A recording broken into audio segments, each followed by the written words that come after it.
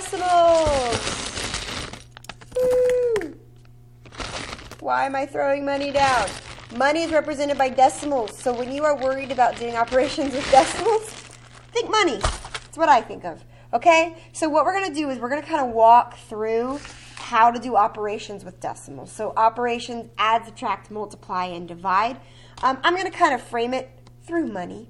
So if you look at a cent, that would be 1/100th or 0.01 and all that kind of stuff. So we're going to use money to kind of help us with decimals. So some vocabulary we need to know. We're going to start with the sum of decimals.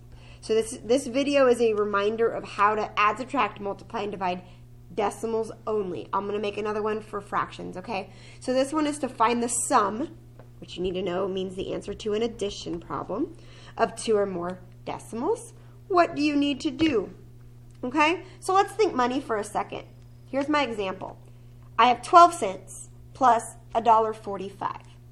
Okay? If you've ever worked with money before, if you've ever volunteered at like the volleyball gate for the volleyball games or anything like that, or ever have anybody count money, no matter where you're working, whenever you add up money at the end of the night, and this is true whenever you get a job, you add up all the pennies together, then you'll add all the quarters together, you'll add all the dollars together, and then you use that to find your total amount. So it's the same kind of thing when you're adding or subtracting decimals. All right, so if I look at these decimals, I want to add up all the dollars together. I want to make sure that I'm adding all the cents together. Okay, so the way that you make sure that you do this is you line up the decimals. So to find the sum of 2 or more decimals, I line up the decimals. So what does that mean? I have 0 and 25/100ths plus 1 and 45/100ths. So if you look at this problem, those decimals are lined up. And the key is when you're lining up these decimals, all of a sudden, your dollars are lined up and your cents are all lined up. So you can add them together. So your answer decimal is going to be right there. So all of your decimals end up in a nice little row. And you would add like normal, okay? So 5 plus 2 is 7, 1 plus 4 is 5, 0 plus 1 is 1. There's your answer. It's that easy, okay? The only time it can get a little bit tricky is if your decimals are they go to different place values. So for example, if I have 1/10 or like a dime, and I want to add $1.07 or $1.07 to it, we're going to trust when I'm adding or subtracting money, I need to line up the decimals. So we're going to trust that rule. So I'm going to rewrite this. I'm going to write it in pink so you can kind of see it. I have $1.01, or sorry, 10 cents. So $1 or 0 and 1/10, sorry. And I'm adding that 1/10 to $1 and 7/100ths or 7 cents. So I lined up the decimals and I have this awkward empty space here. What do you think I fill that in with? Oh, a 0. When you fill in those empty spaces with zeros, it makes our minds happy, right? Everything's lined up. Everything is ready to go. I'm going to add like normal. And I get $1.17 or 1 and 17/100ths. Okay? So just be really careful when you have those empty spaces that you line up, that you fill them in with zeros and you line up the decimals. It's the same thing when you find the difference. Difference, remember, means subtract. Okay? So in our example here, we would line up the decimals. So 0 and 45/100ths minus 0 and 7/100ths. Basically, 45 cents minus 7 cents. I lined up the decimals and you would subtract like normal. Okay? So when you find the sum or the difference, you line up decimals. Line up the decimals. Okay? All right. Finding the product. If you remember, product means you're multiplying. You got to know that vocabulary word. Okay? And sometimes you'll see the X. Now that we're in middle school, you're going to see the dot a lot more for multiplying. Sometimes you might even see 2 numbers right next to each other in parentheses. That means multiply. So you'll see it written all those ways. I stuck with the good old-fashioned X on this one. So to find the product of the decimals, what do you need to do? First thing I want you to think about, I want you to ignore those decimals. And remember when you first learned how to multiply. I'm going to rewrite these numbers so they don't have decimals in them, just to let us think about it. Times. All right. Whenever you first learned how to multiply, you would put the quote-unquote longer number, not the best math term, but the longer number as the first factor, and then you would multiply that by the shorter number, or the number with less digits. Okay? And you would multiply the 5 times the 5, I would get 25, carry the 2. The 5 times the 4, I would get 20, add the 2. Yes, that equals 22. 5 times the 1 is 5, plus 2 is 7. Okay? And then I'm going to do this in orange. I guess we're going Halloween colors. When you move over to this 4, remember you add a 0 there, or a placeholder that holds it. 4 times 5 gives you 20. So I'm going to add the 0 and carry the 2. 4 times 4 is 16, plus 2 is 18. Carry the 1. 4 times 1 is 4, plus the 1 is 5. Okay, then I need to add those two rows together. And I apologize, I'm going to run out of room, but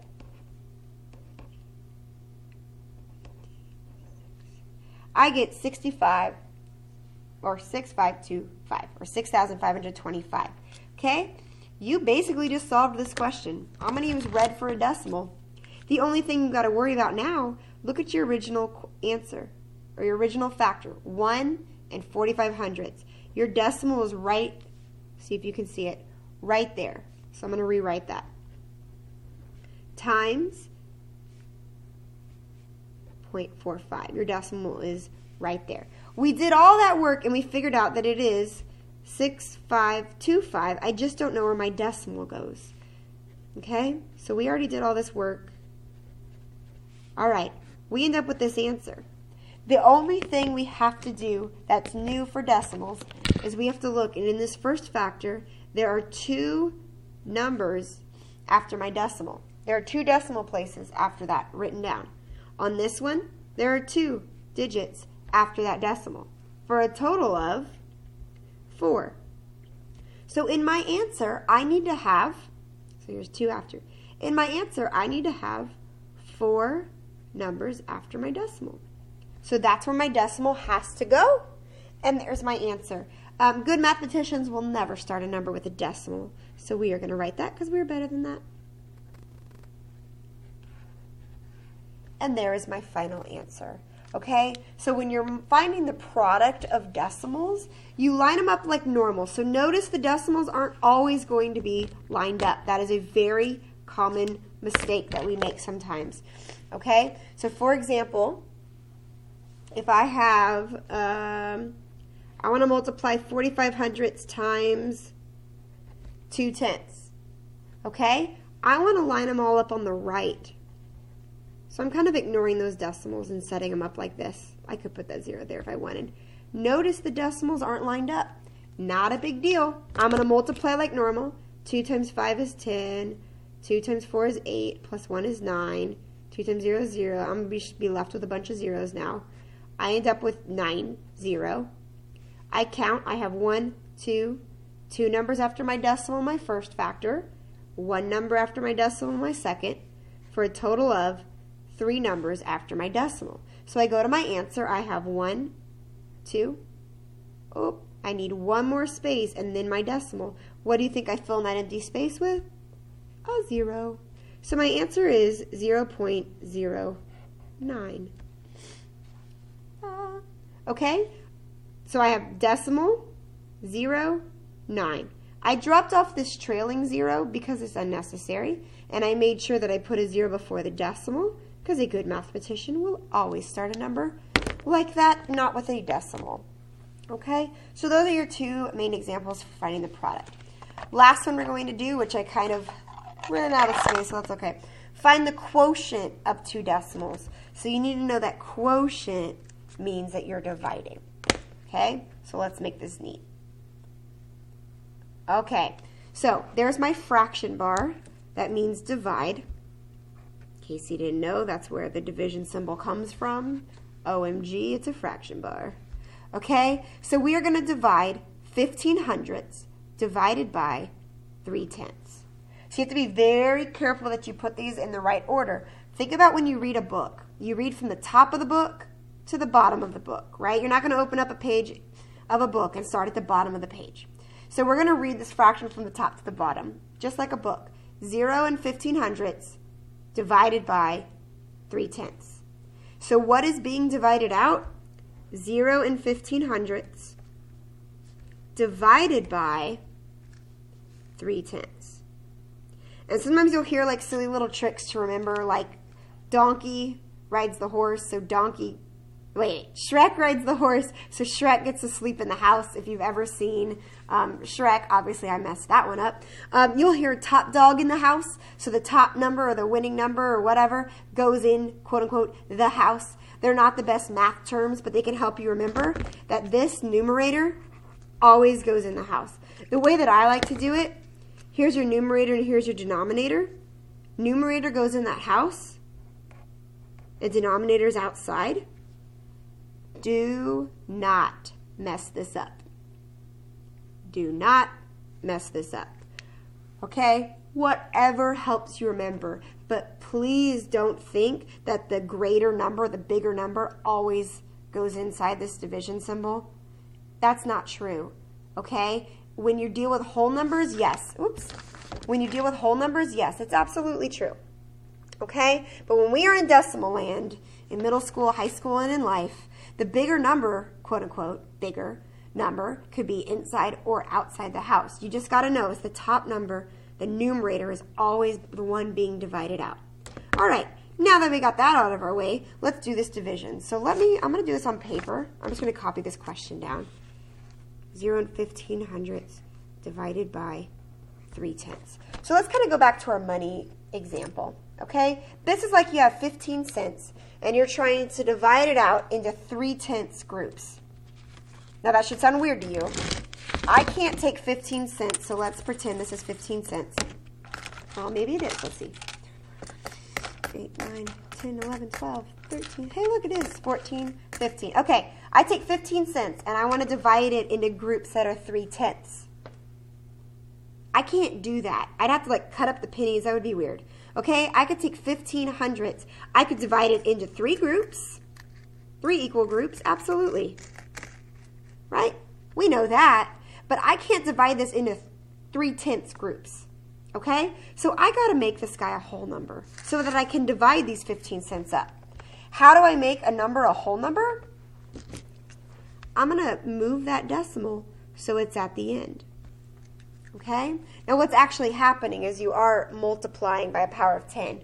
But what's happening is I'm going to move this so it becomes just 3. And I'm going to rewrite it so I don't get confused. Okay. Here's the deal though. I just changed the problem. I just changed 3/10 to 3. If I'm multiplying this by 10, or basically just moving that decimal 1 to the right, I need to make sure that I move this decimal 1 to the right. Okay? Monkey see, monkey do. So it's going to land right in between the 1 and the 5. And I'm going to drop off that 0. I don't really need it anymore. Okay? And that decimal is going to go straight up into my answer. Right there. Okay. Look how messy this looks. And look how neat this looks. Ooh. Okay? So what I would suggest is if you're ever having to move that decimal or change it up like that, I would rewrite it. Our brains will thank you. Okay? So now I'm basically taking like $1.50 and dividing it into 3 groups, which I can definitely do. So we're going to divide like normal. Don't worry about the decimal. You already did all that work. We're done with the decimal. We're going to basically divide 15 by 3. Does 3 go into 1? No. So I'm going to put a 0 there. Does 3 go into 15? Absolutely. It goes in 5 times. Okay? 5 times 3 is 15. I subtract. I'm ignoring the decimal this entire time. My remainder is 0. I am done. My answer is 5/10. 5/10. Yes, sorry. 5/10 is my answer there. Okay? So you just got to be really careful when you're dividing. If we didn't have this decimal, if I wasn't trying to divide it into a decimal group but just 3 groups, I could do that. I don't have to move the decimal at all. I'm just going to make sure I write that decimal straight up in my answer and divide like normal. Okay? 3 doesn't go into 0. 3 doesn't fit into 1. 3 will fit into 15. 5 times. And I'm writing it right over that 5 because 3 goes into 15. I had to use that number, so 5 times. 5 times 3 is 15. I'm ignoring the decimal. Oop, I have 0 remaining. There's my answer, 5/100ths in this case, because I'm doing 15 cents divided into 3 groups, which makes sense because when we did this penny example, I had 15 cents divided into 3 groups. I had 5 cents in each group. It's magical. Okay, so that's basically how you're going when you divide. The only weird thing that you might see, you know, there's always one more. If I had, let me think, decimal 3, and I'm wanting to divide, let's say 6 divided by 3/10. You would have to move this decimal. We know this has to be a whole number. If I move this decimal once, I have to move this decimal once, but there's no decimal. It's a whole number, so the decimal's right there, right? I need to move it 1 to the right. Because I moved this one 1 to the right, I moved this one 1 to the right. What do you think I fill in that empty space with? A 0. Okay? And then the decimal just goes straight up into my answer. And a really good suggestion would be to rewrite it. So out here you just have 3, you have 60, and then your decimal's right there at the end, and you're ready to divide. Okay? Be careful when you read the questions. This video is mainly just to help you with the steps of dividing, multiplying, adding, and subtracting decimals. You will see these questions in word problems, but this stuff takes practice. All right? You got to practice it to be successful on it, and you will be great and make lots of money. Hopefully not just pennies.